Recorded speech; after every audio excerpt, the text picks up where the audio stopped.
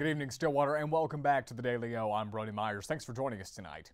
In local news, Stillwater police executed a search warrant Wednesday afternoon, leading to 3 arrests. SPD tells us Kelsey Black answered the officers at the door with a toddler in her arms. They entered the home and found that toddler's mother, Maya Prather, passed out on the couch surrounded by various illegal drugs, including meth. Officers also found Blake Sheremy hiding in the bathroom of the residence. All 3 adults were arrested and the toddler was taken into custody of DHS. All 3 suspects were charged with possession of a controlled dangerous substance with intent to distribute and child neglect. States are escalating their protest over the Biden administration policies. Meanwhile, desperate asylum seekers are stuck in the middle. Reed Binion has a closer look at the situation.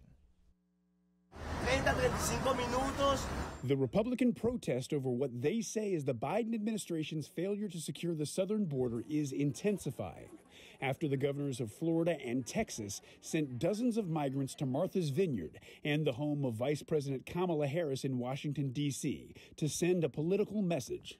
They didn't tell us where we were, but they left us here, and that's it. This was the scene in our nation's capital Thursday morning when Texas Governor Greg Abbott intentionally sent 2 buses with more than 100 migrants to Harris's residence at the U.S. Naval Observatory. And Florida Governor Ron DeSantis sent an estimated 50 migrants on 2 chartered planes to the wealthy enclave of Martha's Vineyard off the coast of Massachusetts. Every community in America should be sharing in the burdens and shouldn't all fall on a handful of red states. Their actions triggered a frantic humanitarian response from volunteers, activists, and local businesses. The migrants, most of whom are from Venezuela, have asylum court hearings scheduled in Texas in a few weeks. The 2 moves angering Democratic lawmakers and the White House. This is just a cruel, premeditated political stunt. This was clearly just to attract political attention. Massachusetts Democrat Bill Keating acknowledges the immigration system is broken. Instead of these stunts, I hope we can get some bipartisan and bicameral help to just deal with the problem. He's also urging his colleagues to address immigrants who've lived in the U.S. for decades, like DACA recipients. I'm Reed Binion reporting. Governor DeSantis is up for re-election in November. He's also been floated as a possible GOP candidate for president in 2024. Meanwhile, in weather, mornings have been cooler, but days are still stoutly warm. Looking at the forecast, high of 94 today, getting down to 75. Going to be a scorcher over the weekend, 98 on Saturday, low of 75. Sunday, 100 degrees, low of 73. 102 back-to-back days, Monday and Tuesday. Wednesday, 101. Thursday, 95. Lows in the mid-70s. Upper 60s there on Wednesday, getting down, cooling down. 62, 95 on Thursday. Wow, 95. So cool. It's like we're living in Minnesota. Let's take a quick commercial break, but when we come back, we have an exclusive interview that you won't want to miss. The Daily O will be back. Pecans are staple to Oklahoma. In fact, many of our native pecans come from trees that are older than Oklahoma statehood. My father's the one that got us started into the pecan picking. I was probably 10 or 12 years old, and we started off with one little mechanical picker that you pulled behind a 4-wheeler. Then we'd go home at night and we'd clean them on a TV tray. I guess watching my dad work hard when we were young and people started trusting him and getting more and more groves, we just kept growing.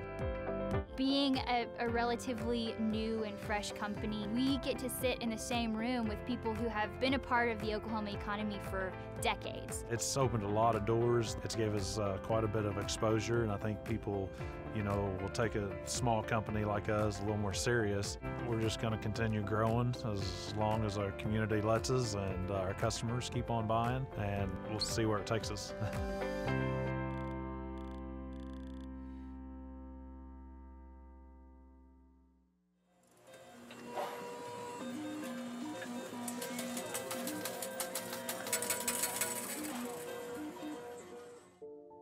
You may have been to casinos at some point in your life, but do you really know the truth behind the game you're playing?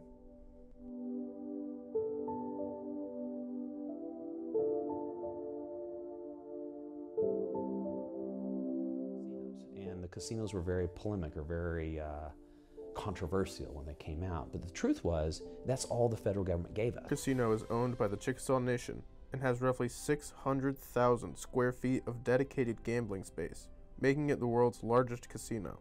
It contributed massively to the Chickasaw Nation posting a net revenue of $1.4 billion for the fiscal year of 2017.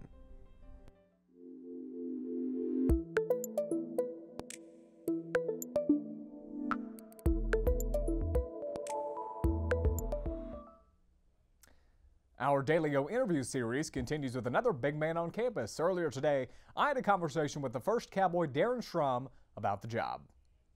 Last week we had the provost, Jeanette Mendez. Today we've got the first cowboy, Darren Schrum, joining us here on the Ocala. Darren, thanks for the time. We're really excited for this. Hey, you bet. Excited to be here. So I want to start, the first cowboy, first cowgirl. It's kind of a role up for interpretation, is how I take it. Right. What's your take on the role? What do you want to do? It's pretty much the same. The way that came about, too, was the very first night that Dr. Schrum was elected. Casey was elected, or selected as the right person here. One of the people in the audience said, hey, so now you're the first cowboy. And I said, well, technically that'd be the first cowboy, but yeah, I think that sounds like a good title. So that's kind of how that started. Really, the title kind of evolves, and I met with Ann Hargis several times before actually Casey taking over in last July. And so I just told her or asked her a lot of questions about, what her role was, how she found what her niche was. And, she came up with the Pistol Pete Pet Posse and those different things and different organizations that she did. And she said, it took me a couple years to really find what we really needed, what I liked, and what our interests matched up. And that's kind of what's going on with me as well. And so right now it's more of a learning curve still, since we have, 25,000 kids plus, and we have several colleges. And so Haley and I have actually gotten out and tried to visit with every college at least 2 and 3 times. And we do that every day this week, or every day then during the semester, so both semesters. And I know you've been just recently pretty ingrained in that Opportunity Orange. Talk about that. So a little bit of my history. So in college, I received a kinesiology degree and special education degree. And so I've always had an affinity for kids and adults too with special needs, because it's just a group of people. And what I found back when I was 19, 20 years old was that, everybody wants to be treated the same, and everybody should have the exact same opportunities, in my opinion. And so it's just always been something I was naturally drawn to. And I really appreciate those kids. We've met with those kids a couple different times, and I think we meet with them again next week. And they're just a joy to be around, and just seem like normal kids, Yeah, so. Exactly. You mentioned 25,000 kids on this campus. Not many people get to lead that, but also not many people get to lead 6, 7, 8 kids that you have in your family. How has that prepared you for this role? I think just life in general is probably prepared, because, once you're around kids, and I've coached kids at different ages and all that kind of stuff. I never really coached professionally.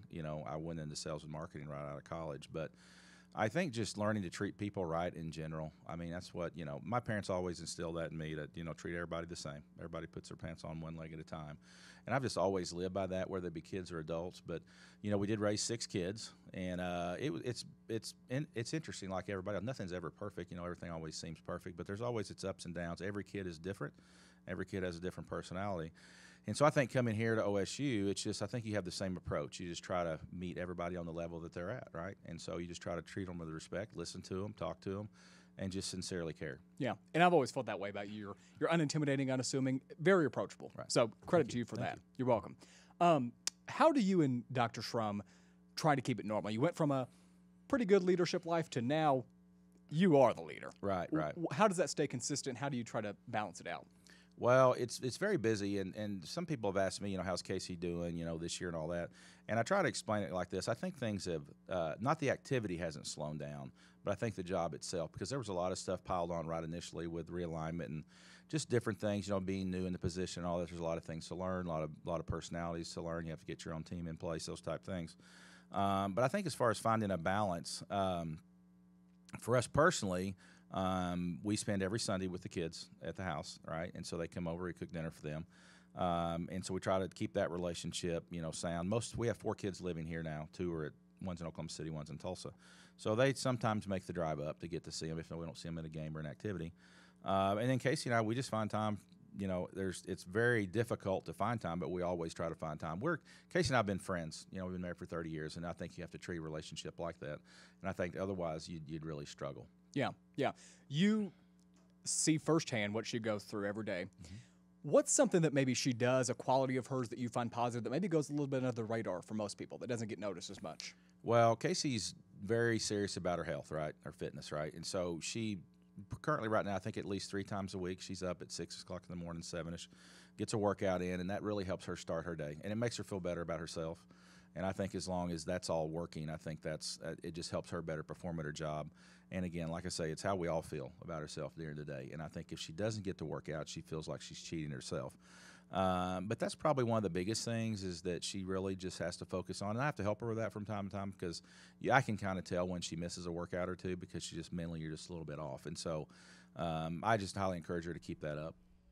You can see my full interview with Darren on the O'Kali TV YouTube channel. Thanks to him and his assistant for setting that up. When we come back, Emma Lightfoot has sports. Over the years, we kind of realized that you can get ribs anywhere, you can get a steak anywhere, but you can't always get a Mountain View hot link like ours. So we really decided to focus on that niche and realized we had something really special. So that's when we started focusing more on the hot links, but it's still the same family recipe they were making all those years ago. For us, many of our people that work here have been with us for years and decades. So whereas machines kind of break down over time, the people just get better. And it shows in the products we produce. When you buy a Mountain View product, not only is it going to taste dynamite, but you're also feeding Oklahomans. You're helping employ Oklahomans, and you're helping to fund the state's economy. So what's better than that?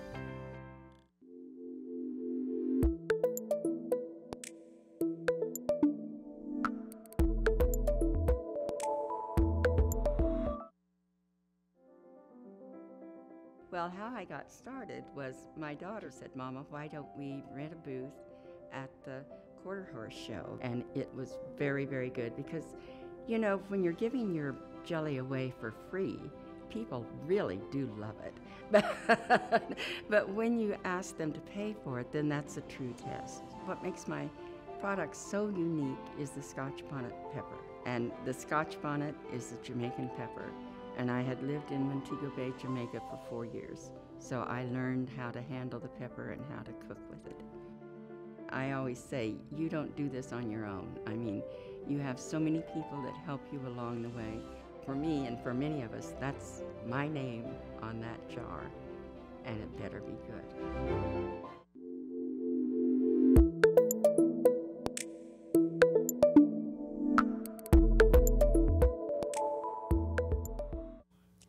Welcome back to the Daily O. Emma Lightfoot here with you tonight. Let's start diving into the sports world, and what better way than with Cowgirl soccer.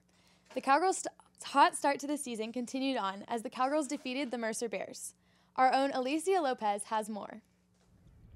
After a 4-game road trip, the Oklahoma State Cowgirls returned to Neil Patterson Stadium to face the Mercer Bears.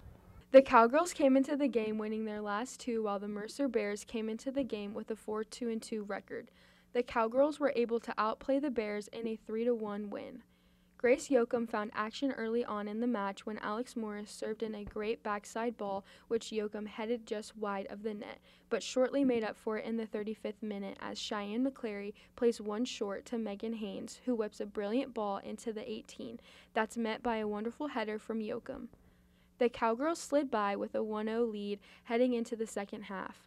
Although the Cowgirls were leading into the second half, Mercer picked up the intensity, and midfielder Mackenzie Gassey pushes the ball up the left flank and finds forward Nicole Eisen on top of the box, who takes a quick touch and fires one that kisses the post. The Cowgirls begin to find their rhythm again in the attack as Megan Haynes breezes past her defender and sends it in a cross that hits the hand of the Bear center back, giving the Cowgirls a PK in the 77th minute.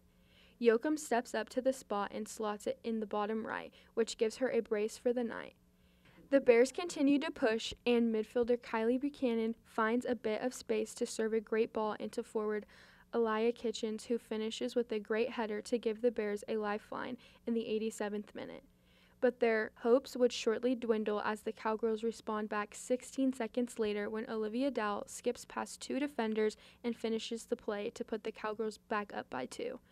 Grace Yoakum admits it wasn't the cleanest of performances, but was pleased with securing the home win. I mean, obviously, to get a win is pretty good, and you feel good. I think we could have been a little bit better in different areas in the field, definitely in the attacking third. But overall, you can't complain about a win, and we're not going to complain about that at all, so yeah. Coach Carmichael also touched on the fact that the team needs to improve on their play inside the 18. So we talked about keeping the ball on the ground and trying to cut it back, which Cheyenne did to Yokes late in the game, and we almost scored from it. So we'll talk about doing that a little bit more instead of just serving high balls into the box all the time.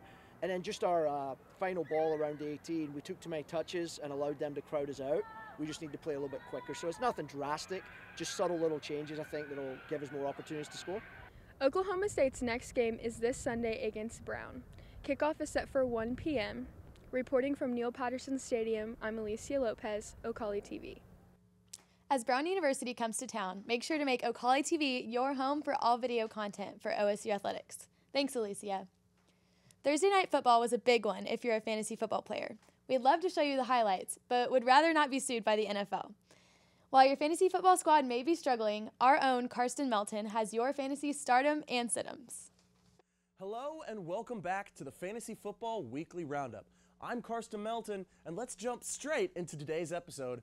Here's our stardoms for week number 2. And we'll start with New York Giants running back Saquon Barkley. Is he back? Possibly. Week 1 showed the return of the old Saquon that we all know, rushing for 164 yards and 1 touchdown, scoring a staggering 33 fantasy points. While it may be too early to tell if he truly is back, a really favorable matchup against Carolina in Week 2 could mean another big-time performance. Next up is Buffalo Bills wide receiver Gabe Davis. First, he balled out in the AFC divisional round versus Kansas City. Then, he continued his hot form on opening night against the Rams. Is Gabe Davis becoming the real deal? It certainly seems so. He's a perfect complement to Stephon Diggs and has been lights out so far. This week is a Monday night showdown hosting Tennessee, a Titans team last year that allowed the most fantasy points to wide receivers outside of the Minnesota Vikings. Because of course my Vikings were the worst. Of course. Anyways, expect Diggs, Josh Allen, and Gabe Davis to gain major fantasy points this week. And finally, an unorthodox choice. Let's go with the Cincinnati Bengals defense. This one's pretty simple. Cincy plays Dallas this week, a Dallas team that just lost Dak Prescott for multiple weeks, a Dallas team that will have Cooper Rush under center, and a Dallas team that even with Dak at QB looked very pedestrian. The Bengals nearly forced a win in Week 1 versus Pittsburgh because of that defense. Expect them to be even better this week. Now, let's take a look at our bench for this week, and let's start with Miami Dolphins tight end Mike Gesicki.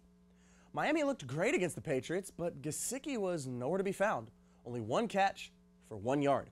Now this offense runs through Tyreek Hill and Jalen Waddle, and that's if Tua can get them the ball consistently. Baltimore may not be the greatest defense ever, but with how low Gesicki's production is, definitely stay away for week number 2. Next is Los Angeles Rams running back Cam Akers. I feel like this doesn't really need much explanation. Just watch back the Rams Week 1 game against Buffalo. 3 carries, 0 yards. 0. Yes, this week they play Atlanta, who yet again, Atlanta then blew a 16-point lead against New Orleans, but after that Week 1 showing, it's not worth the risk to start him yet. Now, if he shows consistency again as a good back, then you can consider him for a starting spot. Lastly, we have either of the Dallas Cowboys running backs, Ezekiel Elliott and Tony Pollard. We're much lower on these two than most people, it seems, but as we just gave the Bengals defense as a stardom, it makes sense to have these two as a bench'em for us. Why is that? Well, it's simple. Cincy will make Cooper Rush beat him through the air. If he can, hats off to him. But Zeke and Pollard are not going to be the ones to sink the Bengals this week, especially after their lackluster performances in Week 1 against Tampa. All in all, it's just not a great matchup here timing-wise. And now let's end with our weekly waiver wire.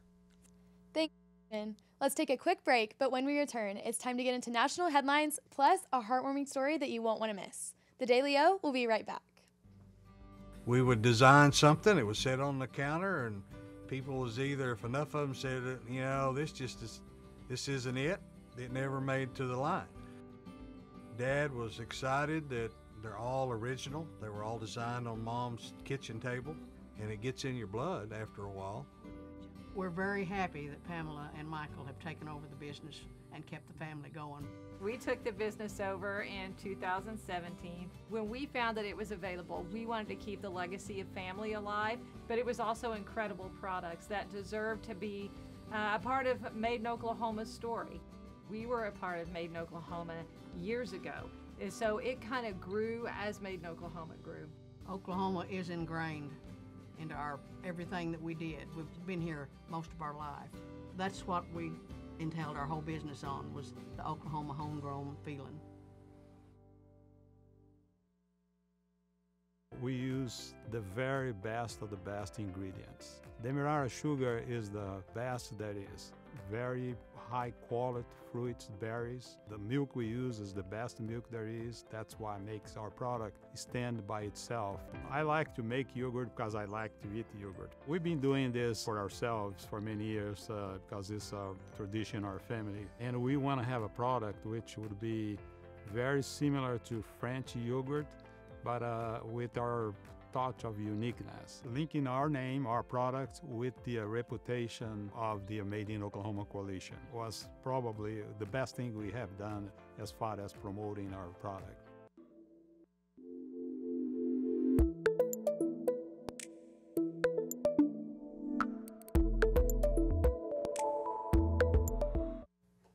"20-time Grand Slam champion Roger Federer is hanging up his racket. In a social media post Thursday, he announced his retirement. Patrick Snell takes a look at his impressive career. The iconic Roger Federer is rightly regarded as one of tennis's all-time greats. His announcement coming less than 2 weeks after another legend, Serena Williams' apparent farewell to the sport at the US Open. At the start of a glittering, inspiring career, the then 21-year-old Swiss making global headlines in 2003 when he won his first Grand Slam title at Wimbledon, the first of 20 majors. Definitely looking back was the nicest day in my life as a tennis player, and I will always keep this in memories for sure. The last few years, though, have seen Federer's storied career marred by injuries. 2 knee surgeries in 2020 and another after he was defeated by Poland's Hubert Hurkacz in the 2021 Wimbledon quarter-final, his last competitive match to date. I've worked hard to return to full competitive form, but I also know my body's capacities and limits, and its message to me lately has been clear. I am 41 years old. I've played more than 1,500 matches over 24 years. Tennis has treated me more generously than I ever would have dreamt, and now I must recognize when it is time to end my competitive career. On Thursday, this tribute from the sport's 22-time Grand Slam champ, Rafael Nadal. Dear Roger, my friend and rival, I wish this day would have never come. It's a sad day for me personally and for sports around the world. It's been a pleasure, but also an honor and privilege to share all these years with you, living so many amazing moments on and off the court. Federer's 20 Grand Slam titles is third on the all-time men's list, 2 behind Nadal and 1 adrift of Serbian star Novak Djokovic. A men's record 8 Wimbledon singles crowns, the undisputed king of the All England club. He also won 103 ATP titles, the second most in the Open era, behind only American great Jimmy Connors. Federer is simply adored by his fans, generous with his time, regularly open to the media, including our own team here at CNN Sports. There were the laughs. Okay.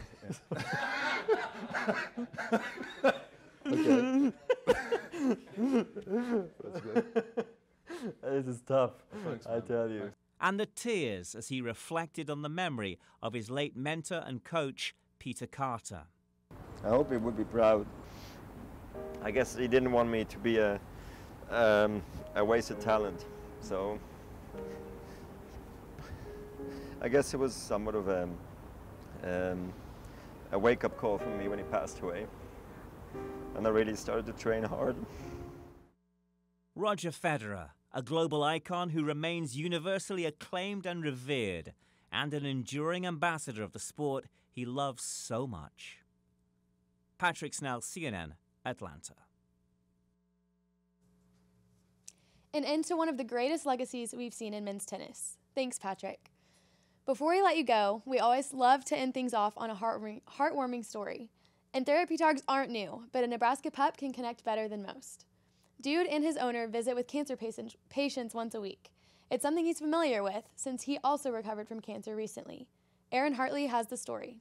Dude isn't your average canine. You are so sweet. Oh, hi, thank you. He's a therapy dog and brings a smile to almost anyone he meets. Dude and owner Linda have been coming to Methodist Hospital since 2017, meeting with cancer patients once a week. As you can see, he's a popular pup, even among hospital staff.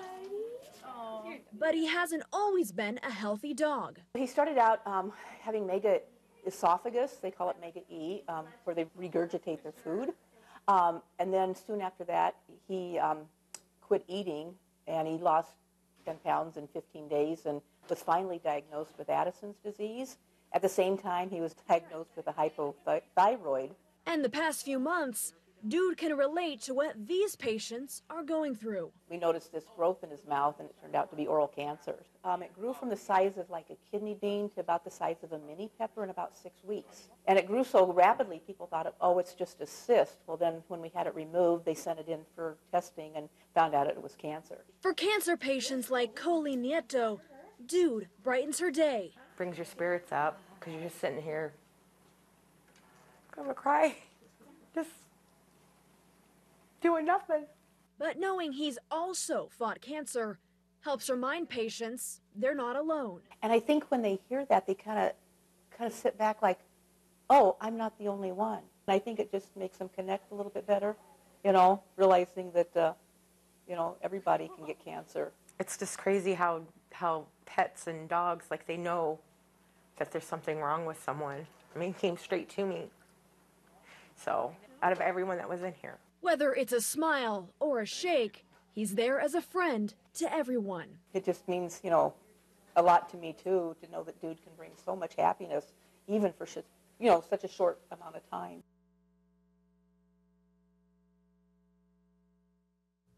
What a heartwarming story to send us off. That will do it for tonight's show. Thank you so much for tuning in. Make sure to make Ocala TV your go-to place for all things OSU. Check out our YouTube page or our app on Roku TV to stay up to date. For the Daily O, I'm Emma Lightfoot. Good night, everybody. I'm Kristen Hawkins. I went to Oklahoma State University here in Stillwater in '99 to 2004. I've always felt like Stillwater needed more family-friendly things to do, and we have opened up AR Workshop.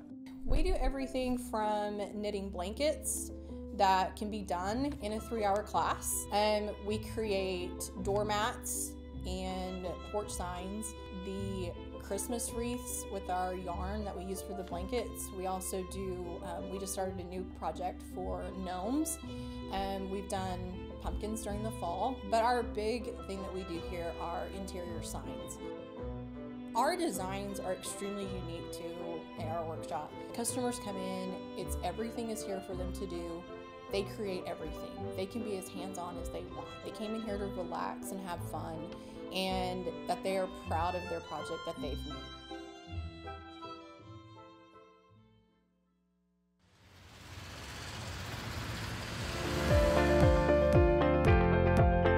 The hopes are when folks drink our water is that they'll drink it for a few days and find out the difference. They'll start feeling better because there's been no chemical in our water. There's a list of good things that we have. We don't have any bad things in it. I see the future of Divine Water as being worldwide, which will bring outside dollars into the state.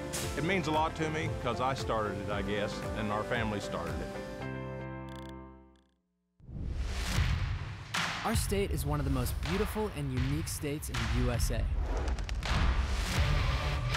With diverse geographies, the historic Route 66, unforgettable restaurants, and some of the greatest people on the planet. With so much to see and so much to do, living in Oklahoma means one of the best vacation spots is right in our own backyard. Doesn't this story need to be told? As filmmakers and photographers based right here in Oklahoma, we thought so. And hey, who doesn't like a good road trip? So, we packed up our cameras, teamed up with Lieutenant Governor Matt Pinnell and the Oklahoma Tourism and Recreation Department, and that's how this series was born. We want to show you why traveling within the great state of Oklahoma is a great idea. So come join us for thousands of miles over the next year, from Broken Bow to Black Mesa. This is the Oklahoma Road Trip.